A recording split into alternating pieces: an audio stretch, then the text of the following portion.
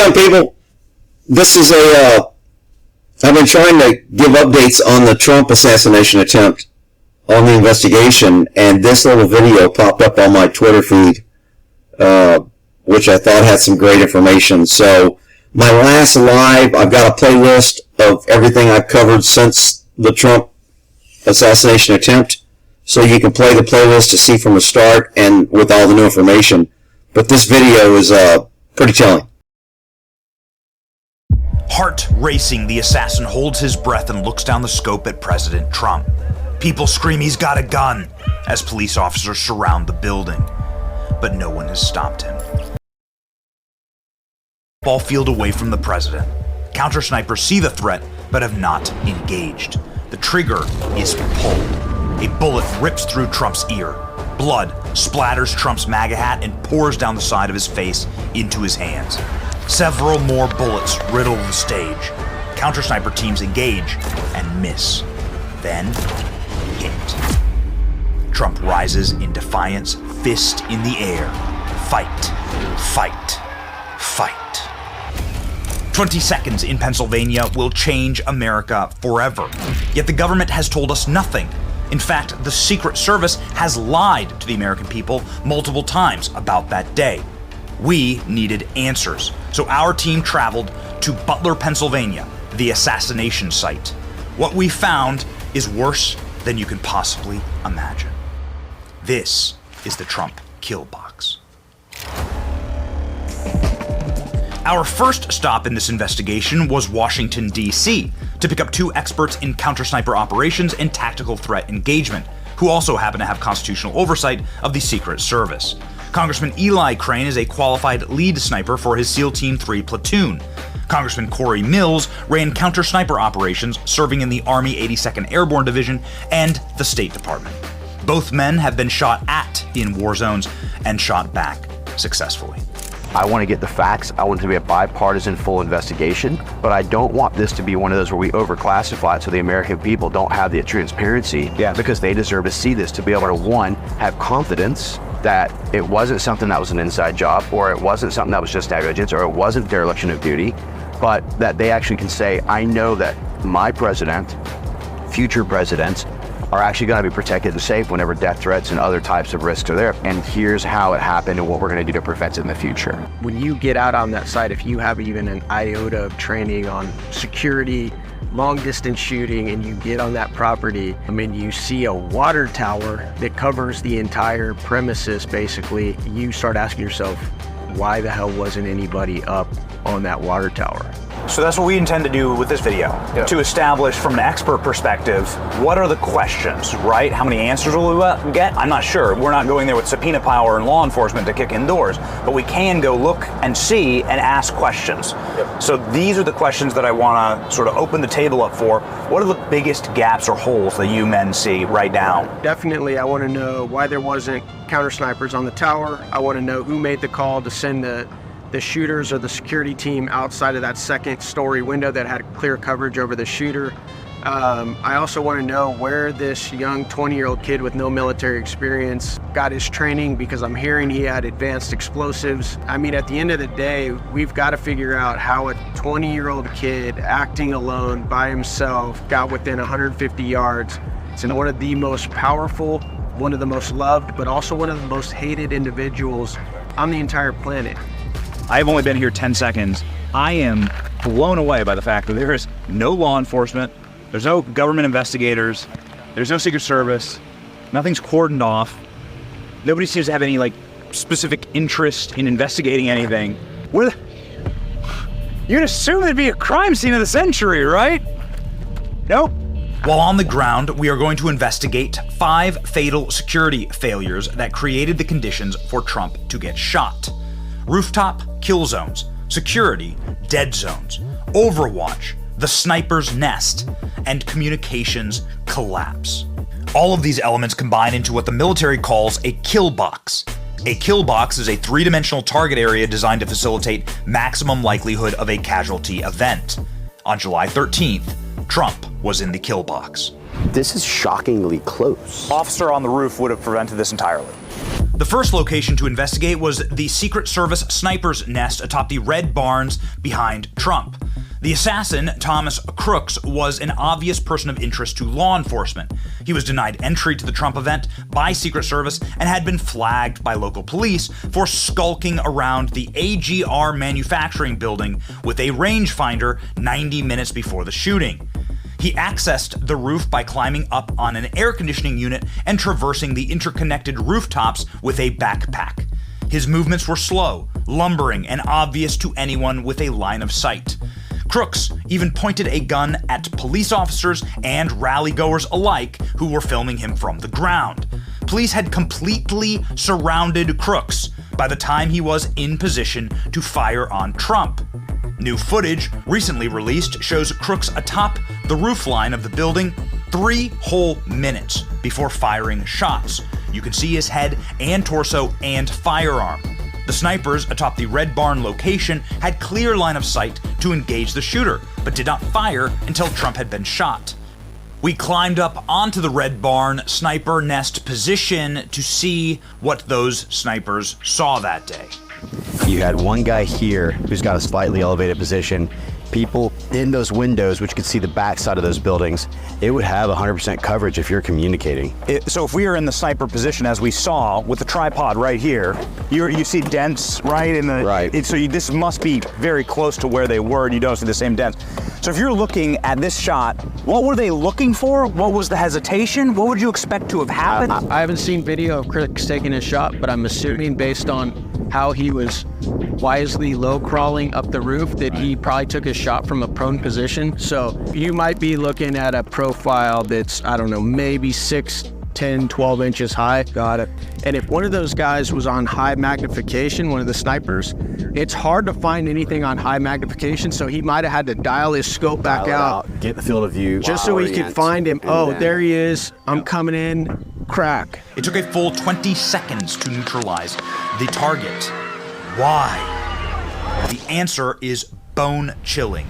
According to local SWAT teams, there was simply no communication with the Secret Service. We were supposed to get a face-to-face briefing with the Secret Service snipers. That never happened, and we had no communication with the Secret Service. The Secret Service skipped the security briefings and site visits. You had no communication with the Secret Service at all on that Saturday. The snipers on the roof had no idea what was going on, what the commotion in the building was about, and local law enforcement had no way to contact them directly. They had no intelligence and were in the dark, and that is why they were fatally slow to react. Neither the Secret Service counter-sniper teams nor members of the former president's security detail had any knowledge that there was a man on the roof of the AGR building with a firearm. This is completely suicidal.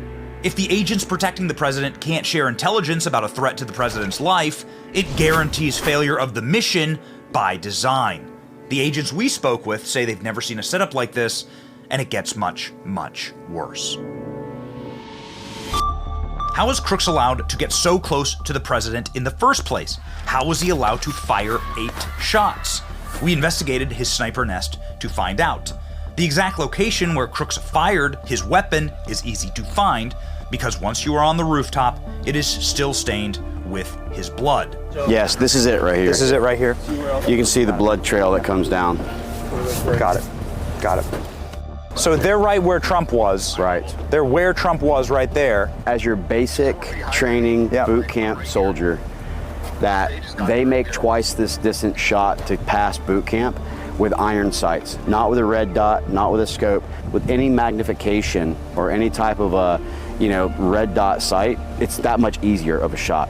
So level 1 to 10 difficulty shot from right here. For one of us, exceptionally easy. We crawled on our hands and knees into Crooks's exact assassin's position. This is precisely what Crooks would have seen as he fired the rounds at President Trump. This is what Trump would have seen had he looked at the roofline of the AGR building. This is how close the killer was to President Trump. The Red Barn is not the only sniper position at the rally. The Secret Service is responsible for stationing all protective teams for the president. Local and state law enforcement officers go where they're told and do what they're told. A local SWAT sniper team was stationed on the second floor of the AGR building with perfect overwatch of the roof. The snipers in this location could have and should have easily been able to engage Crooks before he ever came close to scope sight of Trump. The acting director of the Secret Service says he does not know what happened in this location, but we do. Who was stationed up there? And did they see the shooter? Why weren't they engaging? Once there was a suspicious individual reported, one of them came down, left the room that they were conducting overwatch in, went down to, I think, walk around the perimeter, see if he could find him. Tried to come back in the building. The key card wasn't working, and so he called the other guy that was up in the room. The other guy left his post to come down to let him in. We're being told that that's when the shots were taken. So this is the worst possible timing for a local SWAT team or sniper team. So Crooks was able to crawl across a rooftop and fire on President Trump, while this fully equipped sniper's nest with perfect view of the assassin's position was left totally unmanned. This humiliating error happened because Secret Service did not have command, control, and communication with local teams. The assassin would have been easily identified and tracked with modern overwatch capabilities, yet drone technology was not used by the Secret Service and was turned down when locals offered. This is why Crooks was hard to follow on the ground and on the rooftop. But even without drones, the shooter could have easily been neutralized by correctly positioned sniper teams. The water tower in Butler is a point of great controversy, not because there was a shooter there, but because there wasn't. Why was there no sniper team positioned as Overwatch on the highest point in the entire county during the Trump rally? Anybody even get up in that water tower to check lines of sight, angle? Again, look around you guys. It is the highest point on this entire observation point on this entire property. Did anybody even get up and, do a site survey on that water tower? Our drone footage of the water tower shows what a perfect location this would be for Overwatch. This simple graphic shows how easy it would have been for a sniper positioned on the water tower to have tracked, engaged, and neutralized Crooks before he ever got a shot off on President Trump. A security dead zone is an area at an event where the general public can enter and exit without ever being screened by security. Did you know that there was a 3-acre security dead zone 80 yards away from President Trump with clear line of sight to the stage that conveniently happened to be right in front of the AGR manufacturing building? The chaos that this security dead zone created allowed for Thomas Crooks to scope out the building with a rangefinder and eventually climb up to his sniper's nest and shoot President Trump. So anyone carrying any bag or anything could have walked right up to this fence line. They were all in. And if you look at where that orange flag is on the ground, I mean, that's essentially the stage area. Any person, let's just assume that person is a paramilitary trained individual with terrorist connections who walked across our southern border. Just for worst case scenario, any group or anyone could have walked right up to this fence line and been how far away from the president? Roughly from here. What do you got? 100 yards? You've got a backpack with a concealed collapsible that you set down, unzip, and pull from here. You're 100 yards. And wants to stop 15 men from doing that? Nothing. At the same time? That they could have parked on the side of the road, walked that back path by the water tower, and come straight to this point, and you're 100 yards without even have ever touched a security element. There are plenty of people who are willing to die to take a shot at the president, no matter who the president is. That's right. President Trump's particularly high value target. Right. There's no doubt that there would be 15 men with terrorist associations in the country right now. Well, I think that if you look at the 400 plus who's crossed our open borders on the known terrorist watch list, I think that it's very self-evident that we all know that they're here. It's just a matter of if and when. It's critically important to remember that no matter how bad the events of this assassination attempt were, because of the failures of the Secret Service, they could have been much, much worse. This is the FBI flag where President Trump was standing and was shot. That's the spot right there. Guys, this is a kill box, is what it is. It's a kill box. And according to all of our sources, these roofs over here and the roof over there, none of that had any security on it. There were open rooftops in every direction. Professional snipers can hit targets at 2,000 yards. There are 7 unsecure rooftops in full line of sight to Trump in that range.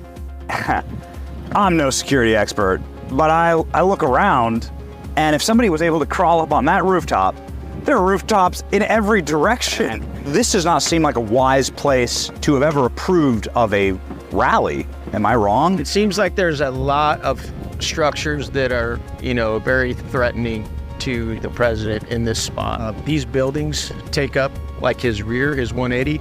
And so what we're looking at, most of our threats are, these buildings out in here, and most of them are well within the distance that a trained shooter would be able to execute.